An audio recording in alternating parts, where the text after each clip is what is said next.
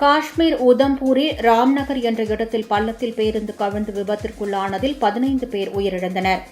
காகோட் என்ற கிராமத்தில் வளைவில் திரும்பும்போது பேருந்து கட்டுப்பாட்டை இழந்து பள்ளத்தில் கவிழ்ந்தது. 20 பேர் காயங்களுடன் மீட்கப்பட்ட நிலையில் சிலரின் உடல்நிலை கவலைக்கிடமாக உள்ளதாக தகவல் வெளியாகியுள்ளது.